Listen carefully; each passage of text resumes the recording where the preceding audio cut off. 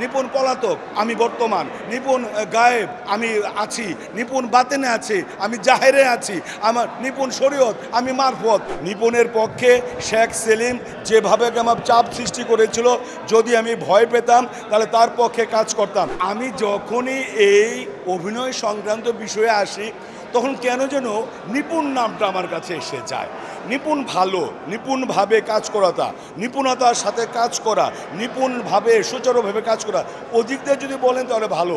কিন্তু যদি একটা মেয়ে বিষয় বলেন, এবং যিনি আমার বিরুদ্ধে একটা মিথ্যে অভিযোগ দিয়েছিল 2022 সালে, আমি যখন চলচ্চিত্র শিল্পী সমিতির প্রধান নির্বাচন কমিশনার ছিলাম, তখন তার প্রতি একটা বিরাগ ভাজন হয়েছিলাম আমি।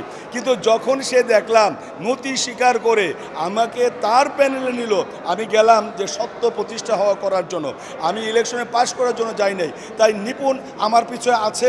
আমার নিপুণ সম্পর্কে আপনারা প্রশ্ন করবেন, আমি উত্তরও দিব। আর নিপুণ সম্পর্কে, মেয়েদের সম্পর্কে বলতে তো ভালো লাগে, খারাপ লাগার কথা না। আচ্ছা, না না না, নিপুণের সাথে যোগাযোগ নাই। নিপুণ পলাতক আমি বর্তমান, নিপুণ গায়েব আমি আছি, নিপুণ বাতেনে আছে আমি জাহেরে আছি, আমার নিপুণ শরীয়ত আমি মারফত, আমি প্রকাশিত। সে পলাতক, সে পালিয়ে বেড়াচ্ছে, সে নিজেকে গোপন করাচ্ছে। আমি পালিয়ে বেড়াচ্ছি না, আমি দাপিয়ে বেড়াচ্ছি। সে অপরাধ করেছে, অপরাধ বোধ আছে। আমি ভালো কাজ করেছি, আমার প্রশান্তির বোধ আছে। তাই নিপুণের সাথে আমার এখন কোনো গোপনের যোগাযোগ বা প্রকাশের যোগাযোগ দরকার নেই, করিও না, করা প্রয়োজন বলে মনে করি না। নিপুণ অপহার্য কোনো বিষয় না আমাদের এই কালচারের জন্য। একথা সত্য যে আমি কাউকে ভয় পাই না। নিপুণের পক্ষে শেখ সেলিম যেভাবে আমার চাপ সৃষ্টি করেছিল, যদি আমি ভয় পেতাম তাহলে তার পক্ষে কাজ করতাম। কিন্তু না, তার পক্ষে কাজ করিনি। আমি ন্যায় বিচারক হিসেবে কাজ করেছি। আমি মেট্রোপলিটন ম্যাজিস্ট্রেট ছিলাম, আমি বিচারক ছিলাম, তাই আমি সঠিক যেটা সেটা করেছি। আমি রিটার্নিং অফিসার ছিলাম এমপি ইলেকশনের জেলা প্রশাসক হিসাবে, আমি রিটার্নিং অফিসার ছিলাম উপজেলা ইলেকশনে ইউনো হিসাবে।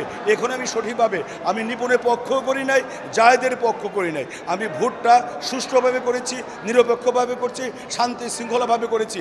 এবং এফডিসিতে এরকম নির্বাচন সুন্দর পরিবেশে সুষ্ঠুভাবে এবং মিডিয়া এত কাভারেজ আজ পর্যন্ত হয়নি, আগামীতে হবে কিনা সন্দেহ। তবে আমার কৃতিত্ব না, পুরা টিমের কৃতিত্ব এবং শিল্পীদের কৃতিত্ব, ভোটারদের কৃতিত্ব।